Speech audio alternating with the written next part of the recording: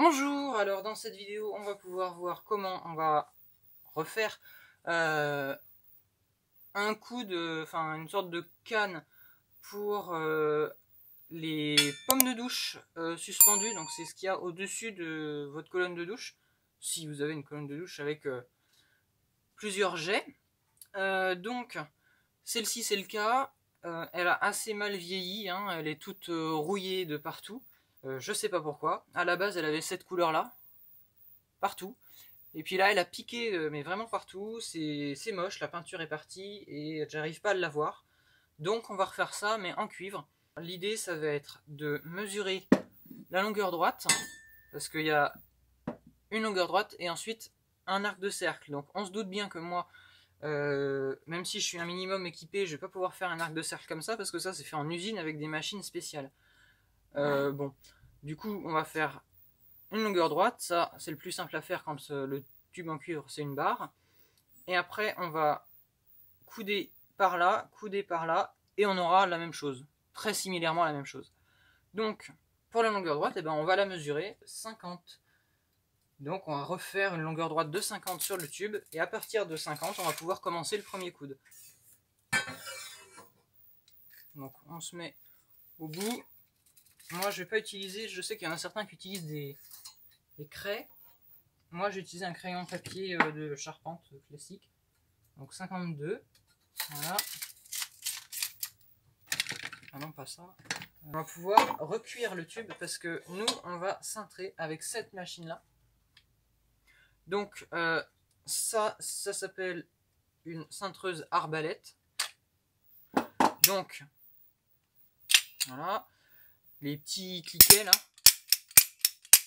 Voilà, on connaît bien. Donc, pour ça, déjà, on va choisir quel est le diamètre du tube. Donc, moi, c'est du 18. Donc, là, il y a juste à regarder. On choisit le bon galet. Et là, c'est marqué 18. Donc, du coup, on met le 18 vers nous. C'est ça. Et là, on visse. Je suis plus dessus. C'est bon.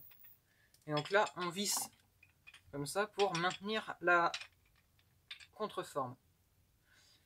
Maintenant, l'idée, ça va être de monter ce truc-là au maximum pour que ce soit plus simple. Et là, on met la forme, donc 18 aussi, donc 3/4.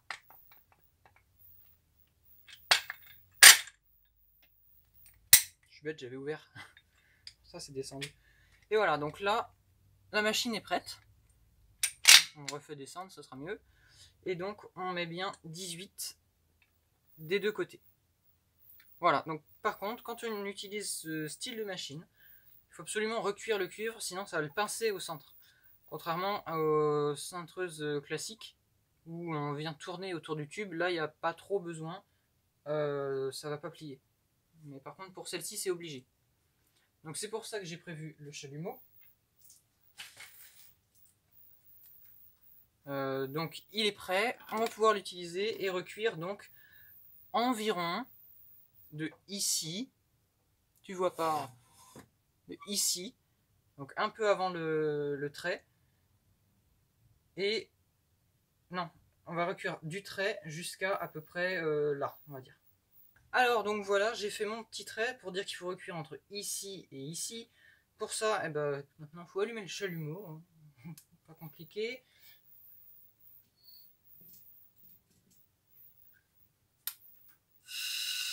Voilà. À espérer qu'il marche parce que j'ai plus beaucoup de pierres là-dessus, ce qui fait qu'il n'y a pas toujours une étincelle.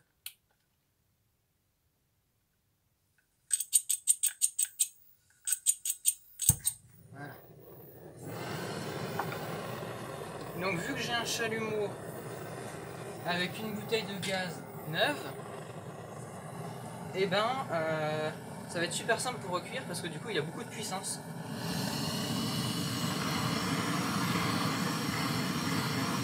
Donc là il va falloir bien chauffer, hein.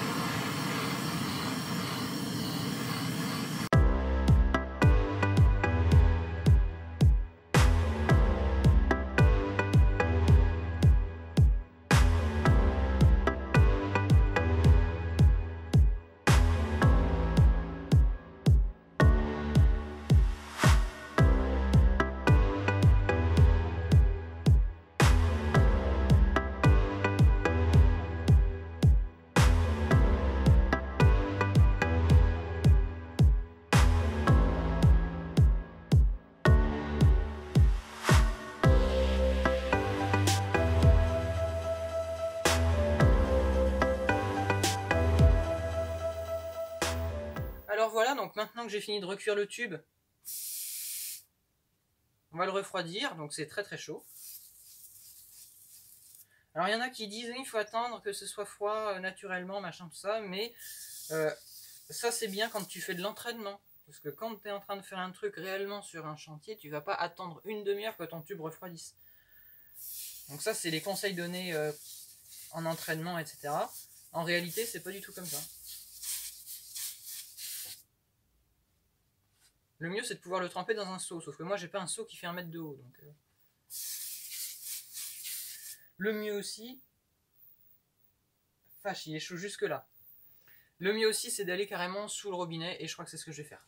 Alors voilà, donc maintenant, désolé tu vois rien, bon, maintenant, je vais te bouger parce que moi je peux pas faire ailleurs. Donc maintenant ce qu'on va faire c'est remettre le tube bien droit parce que je l'ai tordu tout de suite là en manipulant. Donc là ce qu'on peut faire c'est clic clic clic jusqu'à arriver à un endroit. Et elle est où ma marque? Elle est là.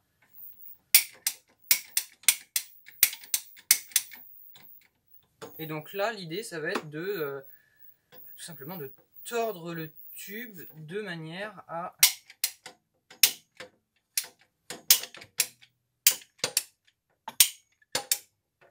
avoir un joli cintre à 45 degrés à peu près.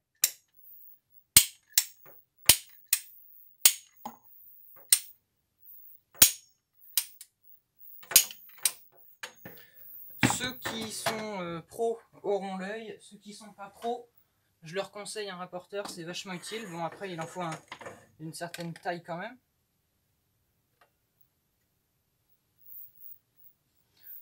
Là moi ça me paraît pas trop mal.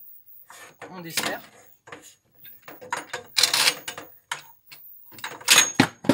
Et voilà. On vient de cintrer un tube en cuivre. Et ça s'est fait très très facilement. Donc voilà, c'est parti. Je fais le deuxième. Et on se retrouve après. Bon alors voilà, donc je te disais que j'étais content parce que j'avais réussi à finir ma pièce. Donc ça c'est celle que je viens de faire. Et celle-ci c'est l'ancienne. Donc quand on les pose l'une sur l'autre, on voit que c'est quasiment la même courbe. Donc ça me convient très bien. Je demande pas un truc parfaitement super courbe à 100% identique que l'ancienne, je m'en fiche complètement. D'ailleurs j'ai fait exprès de la modifier pour que le jet parte dans un meilleur sens, parce que je trouvais que par rapport à la douche, à la configuration de la douche qu'on a, c'était pas tellement adapté et c'était une mauvaise courbe pour la configuration de la douche qu'on a, parce que normalement on peut le lever plus ou moins, sauf que là, à cause de la hauteur sous plafond, on peut pas le lever jusqu'où on veut en fait. Donc c'est pour ça, au lieu que ce soit vraiment courbé, j'ai fait courber et j'ai laissé un petit bout droit. Et de toute façon, je pourrais toujours un peu réécarter si ça va pas, puisque c'est du cuivre recuit.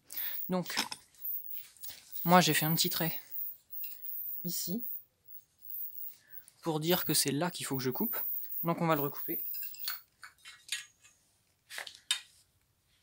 Alors pour couper du cuivre, rien de plus simple. On prend un coupe-tube. J'en avais un qui était 4 fois moins bien avant, et ça en fait c'était un qui était vendu avec ma pince à cintrer. Enfin pas une pince à cintrer, avec ma cintreuse arbalète. Et elle est bien mieux, ce coupe-tube. Parce que lui au moins il va droit. Il coupe très fort. Et en fait là, ce qu'il y a comme but, c'est de faire un tour ou deux, serrer un quart de tour. Un tour ou deux, serrer un quart de tour.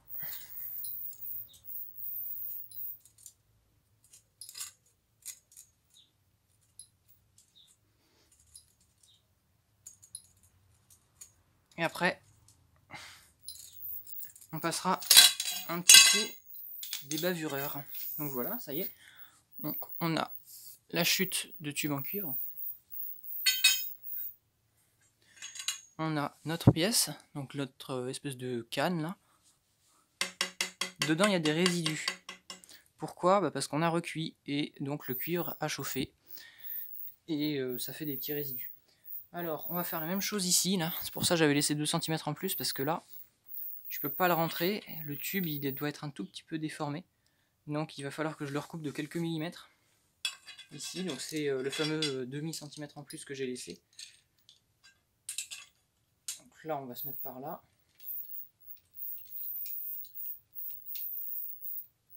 Pas mal.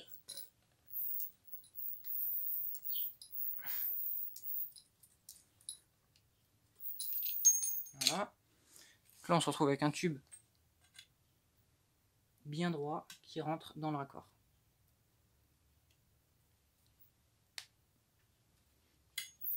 Contrairement au tube qu'on avait tout à l'heure qui n'était pas très droit et qui n'allait pas dans le raccord. Donc là on va pouvoir en mettre un ici, un autre là, et voilà la pièce qu'on aura. Donc pour le moment pas question de faire ça.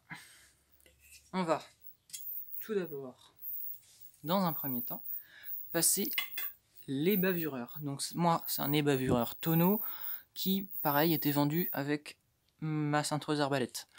Donc bon, il n'est pas en métal, il est bien en plastique, mais bon ça marche, hein. Très clairement là on voit bien que le cuivre il est assez épais et qu'il y a des petits bouts là. On voit qu'il y a des petits bouts qui sont mal coupés, c'est un peu coupant. Donc là on va venir passer ça.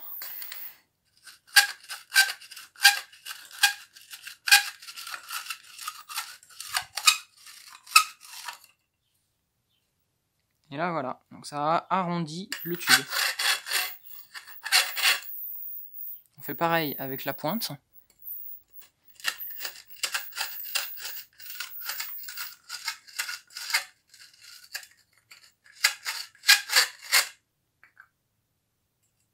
Et là, je vais repasser un petit coup. Et voilà, et là on voit qu'il n'y a plus du tout de bavure. Et donc ça, la bavure, on va dire, elle est responsable dans 3/4 du temps des bruits qu'il y a dans les canalisations. Par exemple, s'il y a un petit sifflement, c'est souvent une bavure qui est restée dans le tube à une jonction. Et donc ça veut dire que le plombier a mal ou voire pas du tout ébavuré le tube. On fait pareil de ce côté-là. Donc là on va pas s'embêter, hein, on va faire brasure tendre. Donc voilà, donc là c'est rentré à fond. Et donc après moi je viendrai poncer tout le tube en cuivre et passer un coup de Rustol dessus, de manière à avoir une canne en cuivre très propre et très jolie. Donc c'est parti, on va pouvoir souder, plutôt braser, un GCU sur les deux, avec la même technique que d'habitude. Donc ça, je vous laisse aller vous référer à la vidéo correspondante, comment braser du cuivre. Normalement il y a même eu 2 vidéos, donc je te mets les 2 vidéos en i, l'une à la suite de l'autre. Pour le passage au Rustol, faudra aller se référer à une autre vidéo, comment rendre un cuivre brillant. Donc je te laisse aller te référer à cette vidéo là. Alors voilà, ça y est, j'ai réussi à mettre en place le système. Donc j'ai bien brasé mes 2 petits GCU, donc un ici et un là. Alors voilà, ça y est, je viens de passer le Rustol, donc va falloir attendre un petit peu de temps pour que ce soit bien sec et qu'on puisse remettre la douche en marche. Donc on voit bien le nouveau... Tiens d'ailleurs il y a une goutte là, je vais l'enlever pour pas que ça sèche comme ça. Donc là c'est bon. Donc là c'est bon, maintenant il n'y a plus qu'à attendre que ça sèche. Et on aura le résultat une fois sec. D'ici quelques temps, j'ai même passé le raccord là pour pas qu'il soit moche. Avec du Rustol. Alors voilà, donc j'ai fini le système pour la douche. Donc voilà le nouveau coude avec la pomme. Voilà, donc c'est tout pour cette vidéo. Donc comme j'ai dit, je l'ai passé au Rustol. Comme ça va toujours rester dans cette couleur là, ou en tout cas très proche de cette couleur là. Et donc là on remarque bien le GCU qui a été brasé. Il y en a un autre mais bon il est caché derrière. C'est assez galère à démonter et à remonter ce style de douche.